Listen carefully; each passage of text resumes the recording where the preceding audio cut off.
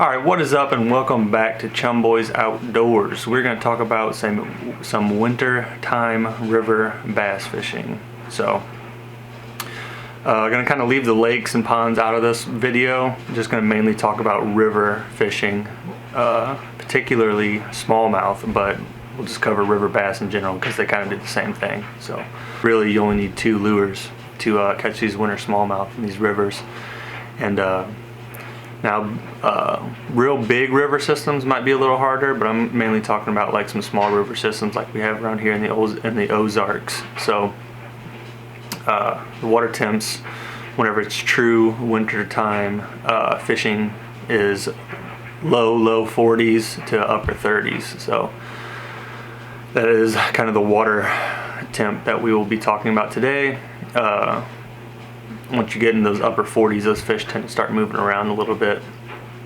But so where these fish go would be calm water. So anything that doesn't have current in it whatsoever. So if you come to a part of the river where it gets real wide, and you feel like the current kind of dies down, look around. If there's not much wind, if you see no current whatsoever, it's kind of just dead calm. There's some leaves on the surface or something on the surface just sitting there not moving. That'd be a good spot to start. So calm, no current, and then deep. Typically on the rivers that we fish, the deepest water you can find, the better. So like lakes and stuff, you know, bass will go out super deep. In these small rivers, sometimes a whole couple mile stretch, there'd only be 1 or 2 wintering holes, but and the depth might only be 10 feet. But they'll be in that 10 foot of water that's super calm. The still water could be where you would have a river bend, and then there might just be a little kind of these wintering holes can vary a lot in size. So there's wintering holes that we fished that are huge and they're a couple 100 yards long, and you got to figure out where those fish are set up in there. And then there's some that are just little bitty, almost like an eddy, but they're big enough to where that water is not moving at all and there's not any current going through there. Those fish will kind of set up in there as long as it's deep enough for them. But it could be kind of, say the river comes like this and there's a little like back area, like almost like a little cove off of the river that doesn't have a creek coming into it or nothing. It's just a little pocket there. Fish will hop off the river and set up in that pocket for the winter. Typically these fish, every fish in the river basically does this. So you go through with some electronics, there's just, I mean, loads and loads of fish, but those smallies and largemouth will mix in with those fish kind of. So if you're using electronics, you see a whole bunch of fish, I'd just start fishing because typically there's some going to be some bass mixed in there with them. So yeah, so low 40s, upper 30s is what you're going to be. This is kind of the water temps that I'm talking about. The lures of choice for this situation we got here would be what I've been throwing this year is the Tackle HD craw and the swimmer. And that's pretty much all I've been throwing. Obviously you can throw a jerkbait and A-rig, stuff like that. And I've thrown the A-rig around, just haven't had a lot of luck on it. And I don't have a river boat, so it's kind of hard for me to fish these rivers without a river boat. I got out with Aaron Click a few times from Tackle HD, but other than that, I'm going to start doing the guy I float with all the time, Jason Wolf from Wolfhead Outfitters. He just got back into town. He was out of town for a couple months, so we'll definitely be hitting some wintertime smallies, doing some floats with him soon. But anyway, lures that I've been using is the HD craw. Here, let me grab one. So here's the HD craw. Very lifelike. Now this thing, I mean, we literally throw this out. You guys will see I have footage coming. The second half of this video will be me and Aaron Click from Tackle HD. We got out and did some fishing, and he caught an absolute giant smallmouth. So you're not gonna want to miss that. I caught a good one, lost one. He lost some. He caught a couple of real nice fish. So this was what I caught my big fish on. Was this, and I mean, you'll see in the video we throw it out. I mean, I'm just barely dragging it along. Aaron was catching all his on the swimmer. Now, he wasn't just casting it out and swimming it through the water like you would any other time in the river, you know, hit those current seams and stuff and just swim a swim bait along there, maybe hit the bottom a little bit. But I mean, this thing, he was just, I was watching him, he just crawled along the bottom and is down there hitting all these rocks, kind of bouncing around real slow. And then he'd kind of twitch his rod a little bit every now and then, make sure he gets those leaves and stuff off it. He's snagging up on any leaves or any debris down there in the bottom, because we're fishing those calm spots, so there's tends to be stuff on the bottom. It's not just clean rock like it would be in the current or something. So this little 3.5 inch HD swimmer, I'll link both of these lures down below. This is what I've been throwing. Obviously I'll link the Tackle HD Fiddle Styx 2, the jerkbait. You guys know, if you winter fish, jerkbaits work very well. But if you're fishing in the winter and it is low 40s, upper 30s, I mean, once you get into low 40s, you can move stuff around a little more. But once we're down, we had 36-degree water when we were fishing. So when your water's that cold, I mean, if you're fishing slow, you're not getting a bite, just slow down, fish even slower. So these two baits here got us a few bites. I went out the next day too on my kayak and tried to hit a winter hole. I only had about 30 minutes to fish by the time I got there after work, and I had one good bite and I missed it. So that was on the swimmer. I was just dragging along the bottom, and you'll see, you can see my rod. These fish will actually hit it pretty dang hard. So I'm sitting there and this thing is just, I mean, just creeping along the bottom, and with all these little joints. So here, let me get this cleared up here and there. So it's like real skinny joints. So in these claws, and then these legs are real little too. So even when you're dead sticking this thing and it's sitting on the bottom, I mean, this stuff's still going to be moving around a little bit. And you just give it a little bitty move, and these things are moving around so freely that it looks like something live sitting there. And then come up in the winter, these fish don't come and run in and just wreck your baits or come from a long ways away. Usually you get them close to them, and they'll have to sit there and inspect it for a while and decide if they want to eat it or not. Well, when you have something that looks as realistic as this, it don't matter how long they look at it, they think it's real, so they're going to eat it. But you'll see my rod, I was dragging that thing super slow, dragging. Thump. I mean, they hit it hard still. They're sitting there looking at it, and they inhale it. And the big fish that I caught and one that Aaron caught both had leaves all down kind of their throat, where we were dragging this stuff through some junk on the bottom, and those fish sucked it up so hard that they sucked in leaves too. So I mean, once they eat it, they'll actually try to eat it because it's a meal in the wintertime. They don't come by them very often. So yeah, so no current, deep water. Get on a map, you can probably see where a river gets real wide, or if there's a little back little cove area, you can go check it out. To tell depth wise, you'd probably have to get out and test it out. You can either flip your bail over, or drop a jig down, see how long it sinks. If it's deep, you can't, typically if it's clear, these rivers will clear up in the winter. So if it's clear and you can't see the bottom, it's probably deep enough. So, because I think we were catching these fish probably 10 to 8 foot of water, but there was like 17-foot water really close by, so they were kind of just moved up a little bit shallower. But yeah, these baits got it done for us, so I will go ahead and roll this footage for you guys, and you guys can watch us catch some of these wintertime smallmouth. It was temperature was dropping all day this day. We didn't fish very long. We only fished for like 2 hours. So typically when you go out in the wintertime, when it's that cold, you're just looking for those big bites. You're out there looking for a big fish. So we lost some opportunities at some big ones and managed to catch 3 big fish. So very successful day.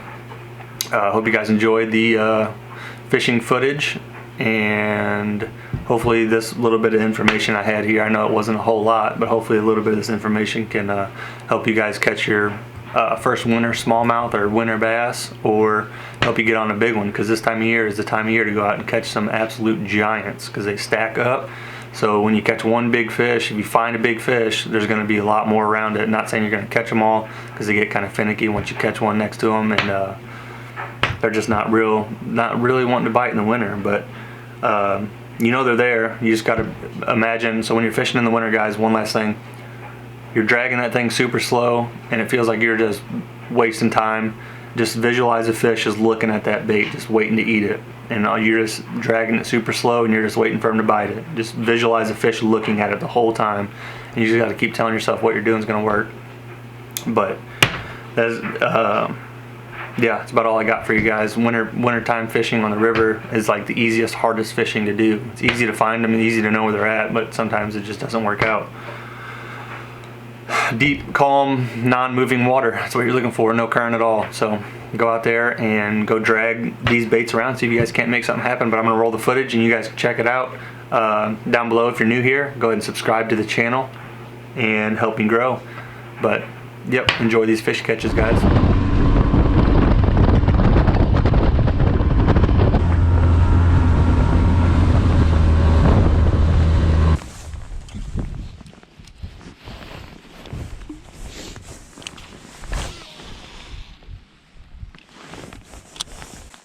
It's 17 feet deep here. What? Mm-hmm. You don't see that often, do you? Mm-mm. I could turn out. It's going to be so full of catfish. And, I already see just that little bitty spot. Yeah. those are Asian carp probably on there. See how you can't even see the bottom. It's just, you could take a gig right now, close your eyes and go like this, and you're gonna have a 10-pound channel cat or a big old Asian every step. But there'll be smallies in there with them. Yeah.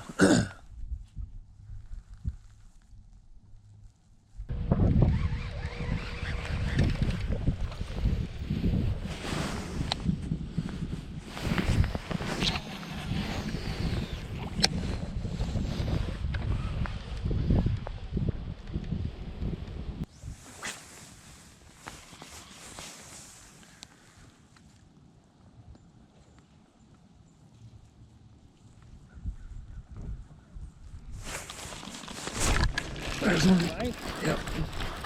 Oh my God. That was a big fish. Really? Yeah, I mean, I was just dragging it, thump, all the way up here. That was a good fish. Yeah, it looks like it. And it's on the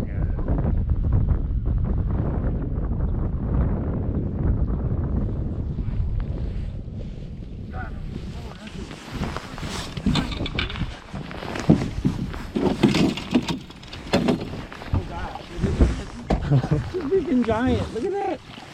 He choked it too. Nice. That bait's gone. It's gone. Those dude, that's a good one. That's right what there. I felt like I just had on too. Yeah, well, guess what? My fingers are froze completely to the bone. That's what you gotta do to catch Choke City right there.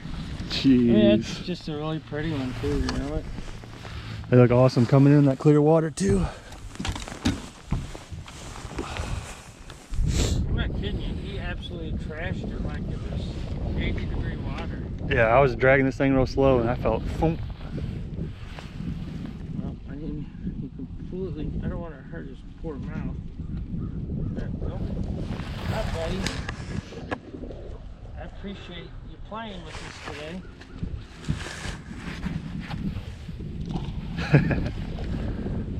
Lay down.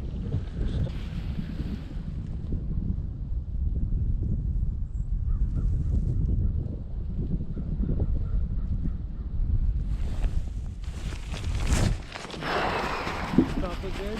It just got heavy and I was pulling on it and I felt two big pulls on it. That was definitely a fish.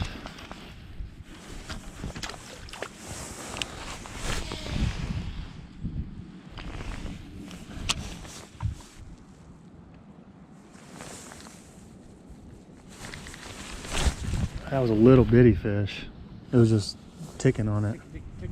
Yeah.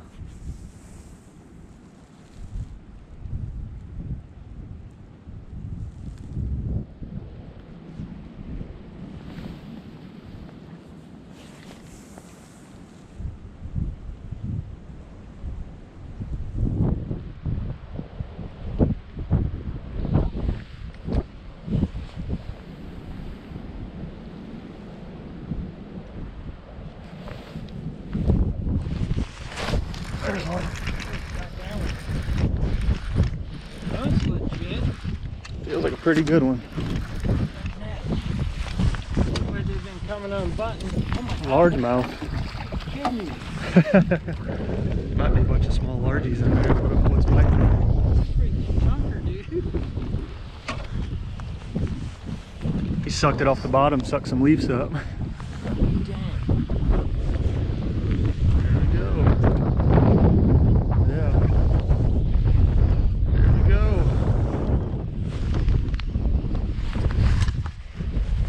.36-degree water. I think there might be a bunch of small largemouth. It's a good one. A freaking giant dude. Oh God. I'm not kidding. He's a big one. Oh my God. That's a 5-pound smallie. Dude, that's freaking Holy giant. cow. Look at the size Oh of that my freaking God. fish, dude. You started reeling it real fast and made him bite it, I guess. Holy cow. I love these. This is what I love. God. Look at That is freaking massive. I Look don't have to hold them out even. Dude. No. That's That 20. is, oh, all day. 20. All day. I know it's 5 pounds. I have no doubt. Yeah. Yeah, 20, almost 20 and a half.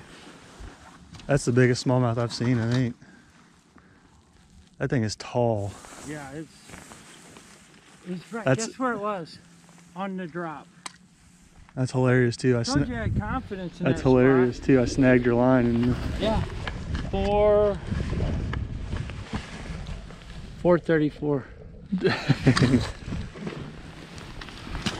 Thanks, girl. Hey. oh man. And 22. Fucking swimmer, dude. I'm telling you what. That's crazy. 36-degree water. I literally, he was loaded up and already hooked and everything. Really? When I pulled up, he was on it. God. He's probably only in 6 or 8 foot of water. That is crazy. That was, I knew it was a giant. He was down there just going, whoop, whoop. He said I might have foul hooked a carp. I'm like, it's a giant or I got a